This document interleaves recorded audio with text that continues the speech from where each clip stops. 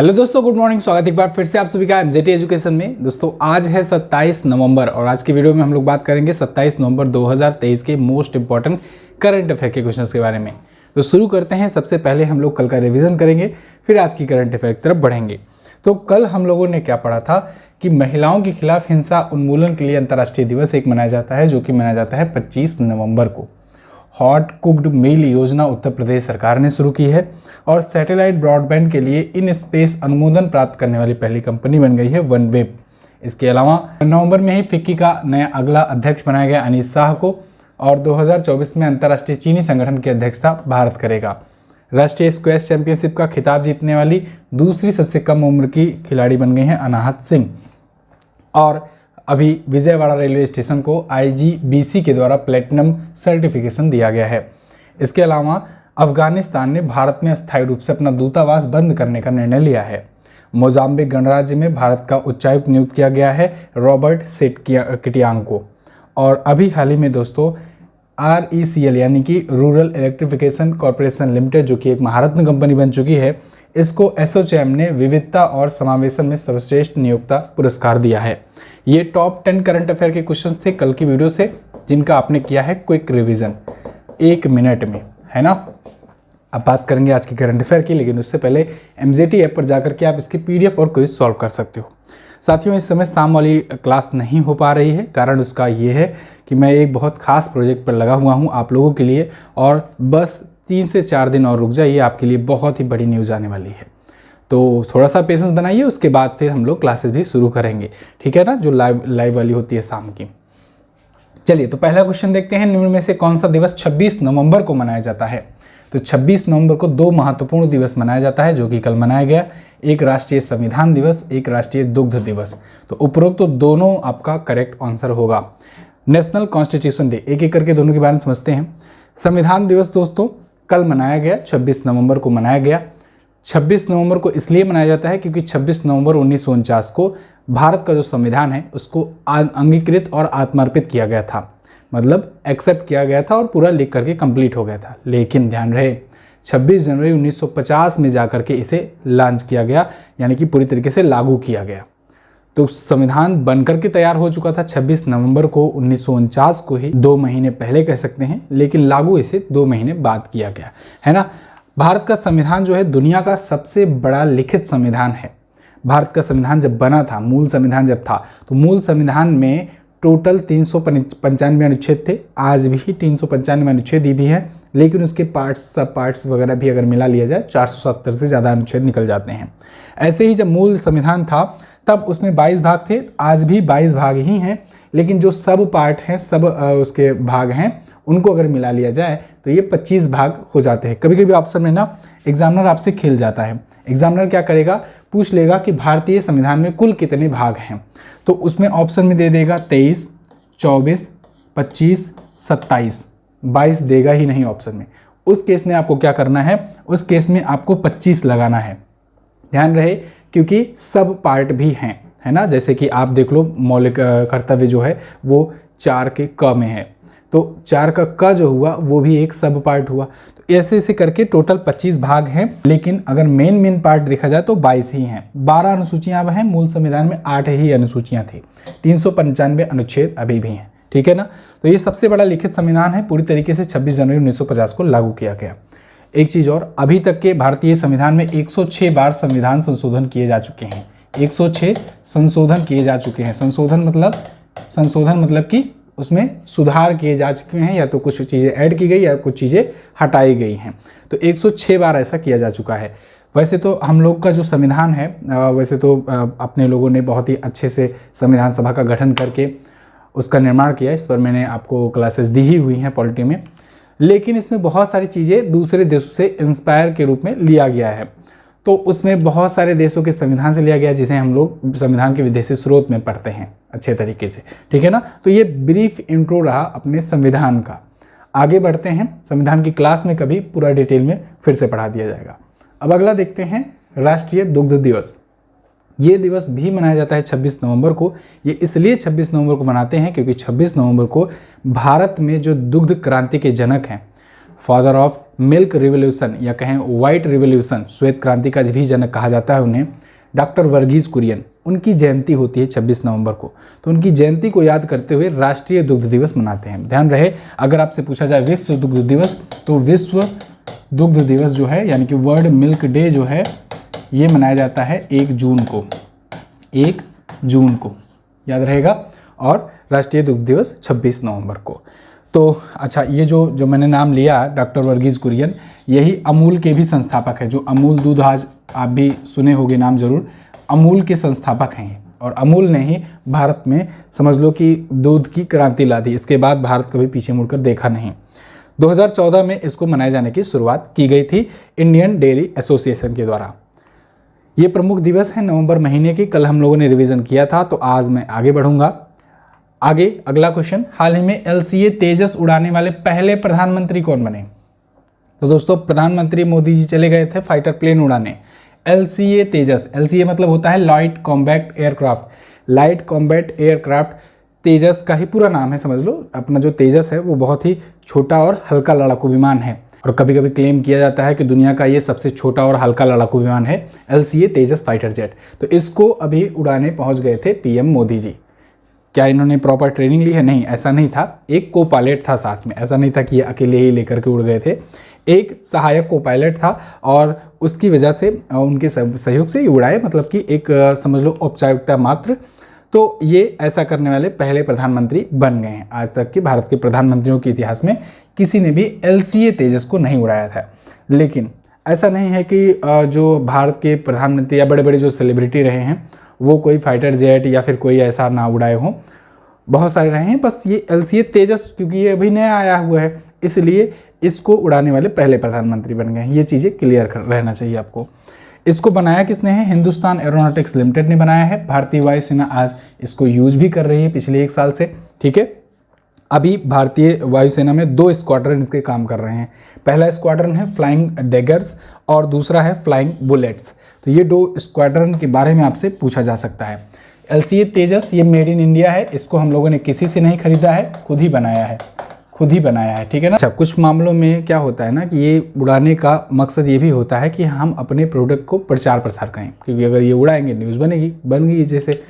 तो जब ये न्यूज़ बनेगी, लोगों के अंदर इसके प्रति सिक्योरिटी भी मालूम होगी कि देखो प्रधानमंत्री खुद जाकर चला रहे हैं, मतलब ये सिक्योर है, तो लोग इसे खरीदना चाहेंगे। ठीक है, लोग मतलब यहाँ पर बाकी देश जो हैं वो खरीदना चाहेंगे। तो इंडिया का एम रहा ही है कि हम लोग अब डिफेंस टेक्नोलॉजी को, डिफेंस इक्विपमेंट को बेचेंगे भी। अभी तक तो हम लोग केवल इंपोर्ट करते थे, अब हम लोग एक्सपोर्टेशन की भी दिशा में बढ़ेंगे।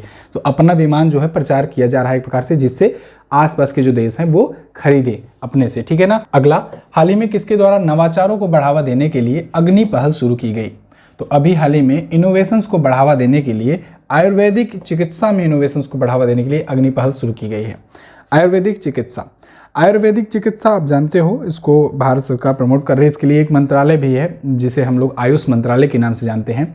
आयुष मंत्रालय जो है ना, ये इसमें कई प्रकार के आते हैं, जैसे कि आपका आयुष ऐसे लिख लिया करो, आयुष। सर्वानंद सोनोवाल जी इसके मंत्रालय के मंत्री हैं। आयुष में आयुर्वेदा मिल जाता है, योग चिकित्सा, यूनानी चिकित्सा, सिद्ध चिकित्सा और होम्योपैथी, इन सब को मिला करके एक मंत्रालय बनाया गया है जिसके मंत्री हैं सर्वानंद सोनोवाल जी। तो अब इसी के तहत जो ए वाला है ना, ए फॉर आयुर्वेदा, तो आयुर्वेद के चिकित्सा में यानी कि इसके मेडिसिन में इनोवेशंस को बढ़ावा देने के लिए अग्नि पहल शुरू की गई है। अग्नि का फुल फॉर्म भी होता है आयुर्वेदा ज्ञान निपुण्य इनिशिएटिव, आयुर्वेदा ज्ञान नैपुण्य पहल। ठीक है ना। तो ये है, अभी इसे शुरू किया गया है केंद्रीय आयुर्वेदिक विज्ञान अनुसंधान परिषद के द्वारा, जिससे उद्देश्य भी है कि वैज्ञानिक रूप से आयुर्वेद को कैसे और ज़्यादा इनोवेटिव किया जा सके और उसके साक्ष्य ढूंढे जा सके। हाल ही में कौन सी भारतीय कंपनी स्पेन में IT और क्लाउड सर्विसेज प्रदाताओं के बीच ग्राहक संतुष्टि में टॉप पर रही है? तो ये कंपनी रही है TCS यानी कि टाटा कंसल्टेंसी सर्विसेज।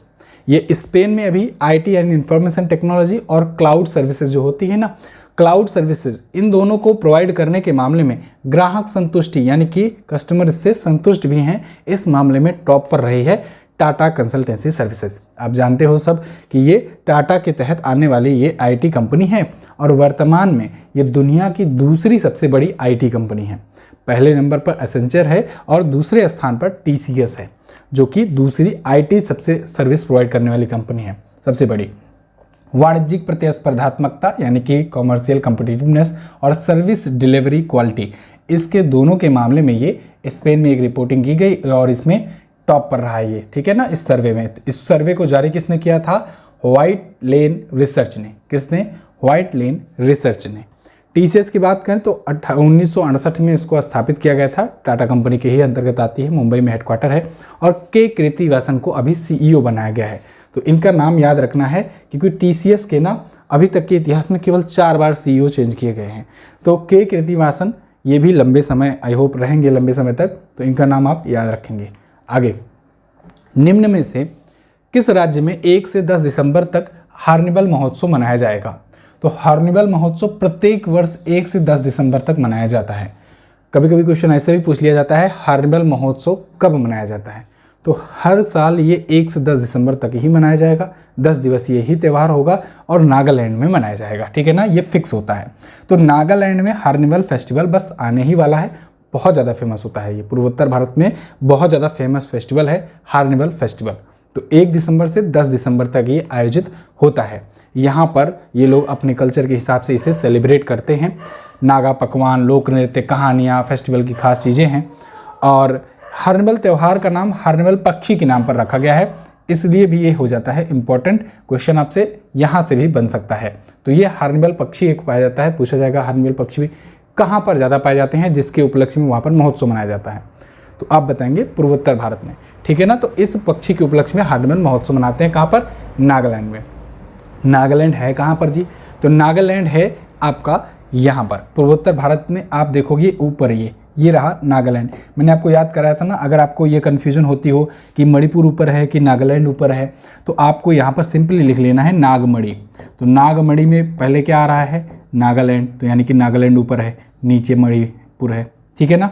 तो याद रखना इसको। तो इसका मतलब ये हुआ कि नागालैंड जो है ये अरुणाचल प्रदेश से सीमा करता है, शेयर करता है, ना कि मणिपुर अपना सीमा शेयर करता है, ठीक है ना। ध्यान रहे इस बात को, इसमें कन्फ्यूजन होती है और यहाँ पर क्वेश्चन बन सकता है आपसे। पूर्वोत्तर भारतीय राज्य किससे किससे कौन कौन बॉर्डर शेयर कर रहा है, ये लगभग आपके हर एक एग्जाम में पूछ लिया जाता है। कभी पूछ लेगा मिजोरम बताइए कितने राज्यों से अपना बॉर्डर शेयर करता है, तो मिजोरम में लोग असम नहीं लगाते हैं। ये छोटी छोटी गलतियां हैं जो मैं अपने अनुभव से आपको बता रहा हूं, जो अक्सर एग्जाम्स होते हैं, स्टूडेंट आकर के कहते हैं सर ये वाला पूछा गया था गलत हो गया, यहाँ से ही क्वेश्चन बनता है, ठीक है। कभी पूछा जाएगा मेघालय कितने राज्यों से बॉर्डर शेयर करता है, तो आप इसको अच्छे से कंठस्थ कर लीजिए, इसको अच्छे से मैप में पढ़ लीजिए एक बार, बस एक ही बार आपको क्लियर करना है। चलिए, और वैसे अगर आप वीडियो देखते रहोगे तो क्लियर रहेगा। तो यहाँ नागालैंड जो है अरुणाचल प्रदेश, असम और नीचे मणिपुर से अपना बॉर्डर शेयर करता है। नेफ्यू रियो ये नेशनलिस्ट डेमोक्रेटिक पीपुल्स प्रोग्रेसिव पार्टी के हैं, ठीक है ना। नेशनलिस्ट डेमोक्रेटिक प्रोग्रेसिव पार्टी से ये यहाँ के CM हैं, लागड़े से यहाँ के गवर्नर हैं। नाटंगी नेशनल पार्क यहाँ पर है, ये भी पूछा गया है एग्जाम में। इसके अलावा सिलोई झील, जुडू झील है, फकीम वन्य अभयारण्य है, रेगमा जोलियांग यहाँ के लोक नृत्य हैं। जिले 16 हैं, 60 सीटें हैं, एक लोकसभा में और एक राज्यसभा में यहाँ से सीट जाती है। कोहिमा इसकी राजधानी है। आगे SSC GD की अगर आप प्रिपरेशन कर रहे हो तो SSC GD का बैच जो है ये लाइव है, बहुत सारे बच्चे इसमें ज्वाइन कर रहे हैं, आप भी इसे ज्वाइन कर सकते हो। वैसे तो ये बैच 599 का है, लेकिन जब से वैकेंसी शो हुई है तब से इस पर 30% का डिस्काउंट दिया जा रहा है। इसके लिए कूपन कोड आपको यूज़ करना है MJT30। MJT30 coupon code use करके आप इसे मात्र 419 में प्राप्त कर सकते हो। सभी आपका सब्जेक्ट इसमें कवर कराया जाएगा मात्र 419 में। लेना कैसे है? MJT ऐप पर जाना है गूगल प्ले स्टोर पर, उसको डाउनलोड कर लेना है, लॉगिन वगैरह कर लेना। उसके बाद वीडियो कोर्स में जाना है, फिर SSC एग्ज़ाम्स में जाना है और SSC एग्ज़ाम्स में जा कर के वहाँ पर SSC GD सेलेक्ट करना है और डेमो वगैरह भी देख लेना। फिर अगर कोई प्रॉब्लम आती है, अगर आपको परचेज करने में दिक्कत आती है तो आप व्हाट्सएप दबाइएगा, जगह जगह आइकन मिलेगा आपको, तो आप कंसल्ट कर सकते हैं, पूछ सकते हैं चीज़ों के बारे में जो ना समझ में आ रही हो। चलिए अगला क्वेश्चन देख लेते हैं। किस राज्य सरकार ने मिशन दक्ष शुरू किया? तो मिशन दक्ष शुरू किया है दोस्तों बिहार ने। बिहार सरकार ने मिशन दक्ष शुरू किया है, किसके लिए? बच्चों के लिए। ऐसे बच्चे जो कमज़ोर हैं पढ़ाई लिखाई में, उनके लिए ये शुरू किया गया। नाम से स्पष्ट है, दक्ष बनाना, आप सुनते भी हो। तो बिहार में लगभग 25 लाख शैक्षणिक रूप से जो कमजोर स्कूली बच्चे हैं उनको मजबूत करने के लिए, यानी पढ़ाई में उनको सशक्त करने के लिए ये शुरू किया गया है, जिससे पढ़ाई में वो तेज हो सकें। तो ये 1 दिसंबर से शुरू हो रहा है मिशन दक्ष। ठीक, बिहार की ये योजना है या कहें अभियान है। तो बिहार से रिलेटेड जो क्वेश्चन आए थे करंट अफेयर को, उनको हम लोग रिवाइजन कर लेते हैं। जो लोग बीपीएससी एग्जाम को देख रहे हो, टारगेट कर रहे हो, बीपीएससी अभी सब इंस्पेक्टर का भी एक आया है एग्जाम बिहार का, बिहार पुलिस का भी, बिहार एसएससी का भी आया है, उन सबके लिए ये बहुत इंपॉर्टेंट पेज है। स्कूली बच्चों के लिए मिशन दक्ष शुरू किया गया है, रवि महाअभियान शुरू किया गया है, न्यायिक सेवाओं में ईडब्ल्यूएस के लिए 10% आरक्षण की घोषणा की गई है, जातिगत जनगणना के आंकड़े जारी किए गए हैं, इसको भी मैंने डिटेल में आपको बताया था। कैमूर जिले में बिहार का दूसरा टाइगर रिजर्व बनाया जाएगा। मुख्यमंत्री अल्पसंख्या उद्यमी योजना शुरू की गई है। कोई भी सूचकांक आता है तो उस सूचकांक में सबसे नीचे बिहार रहता है राज्यों में, बड़े राज्यों में। छोटे राज्यों में टॉप पर गोवा रहता है, और अगर बड़े राज्यों में टॉप पर बात करें तो वो तो अलग अलग रहते हैं। पोषण जागरूकता सूचकांक में बिहार नीचे है। राजकोषीय स्वास्थ्य रिपोर्ट में सबसे नीचे यहाँ पर बिहार है। पोषण जागरूकता के मामले में पंजाब वाले लस्सी पी करके सबसे ऊपर है, ठीक है ना, लस्सी पी करके सबसे ऊपर। और राजकोषीय स्वास्थ्य रिपोर्ट में ये महाराष्ट्र वाले जो हैं ये सबसे धनी हैं। राजकोषीय है ना, राजकोषीय स्वास्थ्य, ये हेल्थ वाला स्वास्थ्य मत समझिएगा। राजकोष मतलब इनके पास राजकोष ज़्यादा है, तो महाराष्ट्र वाले जो हैं सबसे अमीर होबे करते हैं, मुंबई वाले, समझ रहे हो। तो ये टॉप पर है। यहाँ पर टॉप पर कौन है ये भी पूछा जा सकता है, रिवीजन से याद ही रखना। गैंडों के लिए राइनो टास्क फोर्स इन्होंने गठन किया। दुनिया का सबसे बड़ा रामायण मंदिर बनाएंगे पूर्वी चंपारण जिले में। पश्चिमी चंपारण के मिर्चा चावल को जीआई टैग दिया जाएगा। मैथिली ठाकुर जो कि एक लोक गायिका हैं, इनको चुनाव आयोग के द्वारा बिहार का स्टेट आइकॉन चुना गया है। बिहार आप देख लो है कहाँ पर मैप में, बिहार आपको यहाँ पर मिल जाएगा। बिहार अपना बॉर्डर यूपी से शेयर करता है, झारखंड से शेयर करता है, झारखंड इसी से एक्चुअली में अलग हुआ था, और बंगाल से शेयर करता है, बंगाल से बिहार अलग हुआ था। बंगाल से बिहार 1936 में अलग हुआ था, और यहाँ पर झारखंड और बिहार जो है सन 2000 में अलग हुए थे। फिलहाल ऊपर ये नेपाल शेयर करता है। पटना इसकी राजधानी। नीतीश कुमार जी 8 बार के सीएम हैं, 8 बार के सीएम। आप मुझे कमेंट करके बताओ इनकी पार्टी का नाम क्या है, पार्टी का नाम बता दो जल्दी से। राजेंद्र विश्वनाथ अरलेंकर यहाँ के गवर्नर हैं। इसके अलावा यहाँ पर वाल्मीकि नेशनल पार्क है, भीमबंधु अभ्यारण्य है, राजगीर अभ्यारण्य है, कैमूर अभ्यारण्य है। अभी कुछ देर पहले मैंने कैमूर अभ्यारण्य के बारे में बताया ना, इसे दूसरा टाइगर रिजर्व के रूप में विकसित किया जाएगा। जाट जटिन डांस यहाँ पर बहुत पूछा जाता है, झुमरी डांस भी पूछा जाता है। अच्छा, गोदना यहाँ की लोक कला है। लोक कला जो है ये क्या है, गोदना, ठीक है ना, ये है।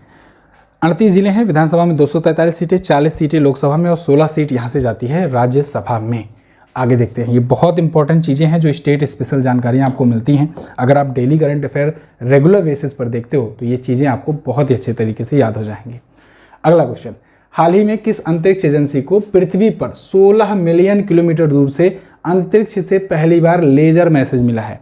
ये एक अद्भुत घटना है। अब इसको पढ़ करके क्वेश्चन आपको ये ऐसा लग रहा होगा कि कोई एलियन भेजा है, नहीं। नासा को एक्चुअली में पहली बार 16 मिलियन किलोमीटर दूरी से लेजर बीम के थ्रू एक सिग्नल मिला है, कुछ इस प्रकार से। क्या ये एलियन है जो ये सिग्नल भेजे हैं? नहीं। 16 मिलियन किलोमीटर दूर, आप इतना ऐसा अंदाज़ा लगा सकते हो कि जैसे पृथ्वी से चंद्रमा की दूरी जितनी है ना, उसका आप 40 गुना कर दो। इतनी दूरी से लेज़र बीम के थ्रू सिग्नल मिला है, और वो सिग्नल देने वाला कोई एलियन नहीं है, नासा का ही एक स्पेस क्राफ्ट है। नासा ने अभी साइके स्पेस क्राफ्ट भेजा था, और इस साइके स्पेस क्राफ्ट जो है इसके थ्रू मात्र 50 सेकंड में ये सिग्नल पहुंचा है। किसके जरिए? लेज़र बीम के जरिए। ये लेज़र बीम मैसेज है जो पहली बार मिला है नासा को। एक्चुअली में नासा इसके लिए ये मिशन लॉन्च किया था। फ्लोरिडा स्थित इनका जो कैनेडी स्पेस सेंटर है, यहीं से ये लॉन्च किए थे। कब लॉन्च किए थे? 13 अक्टूबर को। अभी कितना चल रहा है? अभी नवंबर चल रहा है। तो अभी इनको ये 50 सेकंड में ये सिग्नल मिला है, वहाँ से सिग्नल मैसेज भेजे हैं तो लेज़र बीम के जरिए। ये बेसिकली ये टेस्ट कर रहे थे कि कितनी दूरी से हम लोग सिग्नल जो है वो प्राप्त कर सकते हैं अंतरिक्ष से।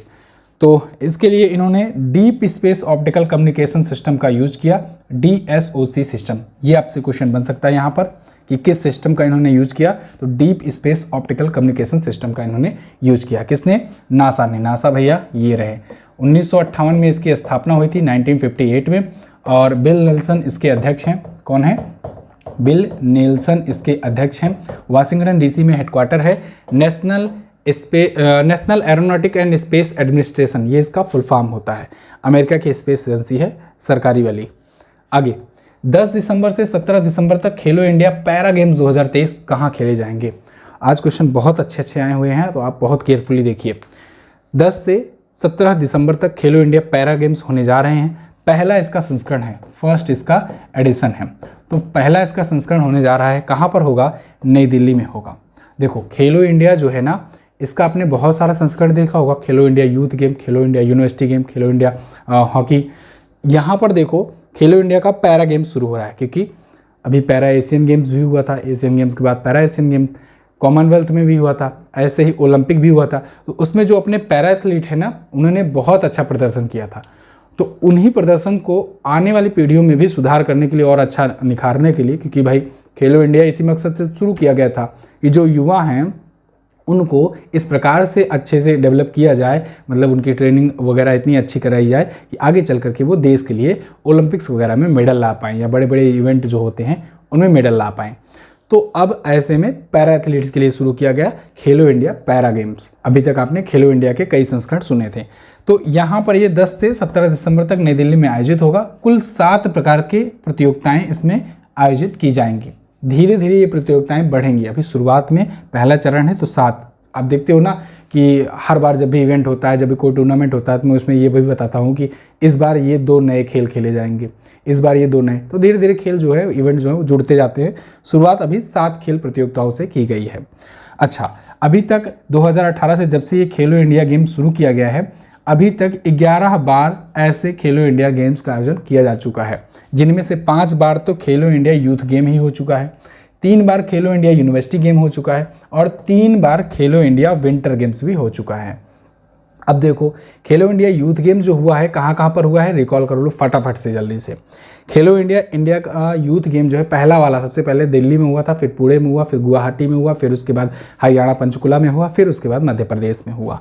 खेलो इंडिया यूनिवर्सिटी गेम्स पहले हुआ था भुवनेश्वर में, फिर कर्नाटक बेंगलुरु में, फिर उसके बाद उत्तर प्रदेश में हुआ। खेलो इंडिया विंटर गेम्स सब हम ही बता दें क्या, ये वहाँ पर हुआ था लद्दाख में। आगे इस्पात मंत्रालय द्वारा किसे राष्ट्रीय धातु विज्ञानी पुरस्कार 2022 प्रदान किया गया? तो अभी राष्ट्रीय धातु विज्ञानी पुरस्कार 2022 जो है ये दिया गया है दोस्तों डॉक्टर देबाशीष भट्टाचार्य जी को। एक्चुअली में अभी राष्ट्रीय धातु विज्ञानी पुरस्कार दिए गए और इसमें कई सारे पुरस्कार दिए गए हैं। तो उसमें डॉक्टर कमाची मुदाली उथांडी को भी अवार्ड दिया गया, लेकिन इनको लाइफ टाइम अचीवमेंट की कैटेगरी में दिया गया है। ठीक है ना, तो कई सारे मतलब कि टोटल 5 अवार्ड दिए गए थे। अब इन 5 अवार्ड्स के जो विजेता हैं यहाँ पर आपको दिख रहे हैं। इसको इस्पात मंत्रालय के द्वारा दिया गया है, यानी कि मिनिस्ट्री ऑफ स्टील के द्वारा दिया गया है। अब यहाँ पर देखो डॉक्टर कमाची मुदाली उठांदी जो हैं लाइफ टाइम अचीवमेंट के लिए पाए हैं। राष्ट्रीय धातु विज्ञानी ये डॉक्टर देबाशीष भट्टाचार्य जी पाए हैं। लौह और इस्पात क्षेत्र में रिसर्च और डेवलपमेंट के लिए डॉक्टर रामेश्वर शाह को मिला है। डॉक्टर निलोय कुंडू को युवा धातु विज्ञानी मिला है पर्यावरण के लिए, और अगिलान मुथुमकम को पुरस्कार यंग धातु विज्ञानी पुरस्कार मिला है, युवा के लिए मिला है। ठीक है ना, भारत जो है आज के टाइम पर स्टील के प्रोड्यूसर के रूप में, उत्पादक के रूप में दूसरा सबसे बड़ा प्रोड्यूसिंग कंट्री है। ठीक है ना भारत। चलिए अगला और लास्ट क्वेश्चन, ISSF विश्व कप फाइनल 2023 में अनीस भानवाला ने कौन सा मेडल जीता? इन्होंने जीता है ब्रॉन्ज मेडल। अभी ISSF विश्व कप शुरू हो चुका है, ये आयोजित हो रहा है दोहा में, कतर में। इसमें इन्होंने जीत लिया है, अनीस ने जीता है ब्रॉन्ज मेडल। पुरुषों की 25 मीटर रैपिड फायर पिस्टल में इन्होंने जीता है। ये इवेंट का नाम है, ये भी पूछा जा सकता है। दोहा कतर में आयोजन हो रहा है। ISSF विश्व कप एक ऐसा विश्व कप होता है जो साल भर में ही 4-5 बार हो जाता है ना। बाकी जितने भी वर्ल्ड कप के लेवल के जो इवेंट होते हैं, जो बड़े इवेंट होते हैं, वो 4 वर्षों में एक बार होते हैं अमूमन। लेकिन यहाँ पर देखो ये साल भर में ही 3-4 बार हो जाता है। एक बार तो दोहा कतर में फिक्स होता है इसका। तो ISSF का मतलब इंटरनेशनल शूटिंग स्पोर्ट फेडरेशन, निशानेबाजी वाला ये इवेंट होता है। तो इसमें 25 मीटर की रैपिड फायर पिस्टल में इन्होंने जीता है ब्रॉन्ज मेडल, और इस बार का ये पहला मेडल था भारत के लिए। ठीक है, तो अभी इवेंट शुरू हुआ है, पहला मेडल ऑलवेज इंपॉर्टेंट है। चलिए, तो ये थे टॉप 10 करंट अफेयर के क्वेश्चन। आई होप आपको वीडियो पसंद आई होगी। पसंद आई है तो वीडियो को लाइक कीजिए, एक प्यारा सा कमेंट छोड़ दीजिए, मुझे भी अच्छा लगेगा। आपके सबके कमेंट में पढ़ता हूँ, और बहुत बहुत धन्यवाद जो लोग इतने अच्छे कमेंट करते हो। व्हाट्सएप चैनल भी ज्वाइन कीजिए, इस पर वन लाइनर भेजा जाता है, लिंक आपको डिस्क्रिप्शन में इसका मिल जाएगा। व्हाट्सएप चैनल पर आप जा करके दिन भर में जब भी वन लाइनर का पेज भेजा जाए एक बार रीडिंग लगा लो, आपका पूरा कंठस्थ हो जाएगा जो करंट अफेयर आपने सुबह में पढ़ा हुआ है। टेलीग्राम ग्रुप भी ज्वाइन कीजिए, जब आगे लाइव क्लासेस चलेंगी तो उसकी पीडीएफ टेलीग्राम चैनल पर ही भेजी जाएगी आपको। इसके अलावा कल मैंने पूछा था आपसे भारत के पहले 3D प्रिंटेड डाकघर भवन का निर्माण कहाँ पर किया गया है, तो ये बेंगलुरु में हुआ है। और हाईकोर्ट की पहली महिला चीफ जस्टिस कौन बनी थी, तो ये लीला सेठ बनी थी। आज आपको क्या बताना है, आज आपको बताना है चीनी का सबसे बड़ा उपभोक्ता देश कौन सा है, लार्जेस्ट कंज्यूमर ऑफ शुगर कौन है, भारत का राजदूत बेल्जियम में किसे नियुक्त किया गया है, ये भी कल मैंने बताया था आपको। बताइए कमेंट करके बेल्जियम में भारत का राजदूत वर्तमान में कौन है। ये थे आज के दिन के टॉप 10 करंट अफेयर के क्वेश्चन, साथ ही आपने देखा क्वेश्चन ऑफ द डे। तो बस दोस्तों फिलहाल इतना ही रखते हैं वीडियो में। इसकी पीडीएफ और क्विज आपको फ्री में MJT ऐप पर मिलेगी, वहां से जाकर के सॉल्व कर लीजिए। मैं मिलूंगा आपसे कल की वीडियो में, तब तक के लिए नमस्कार, जय हिंद, वंदे मातरम।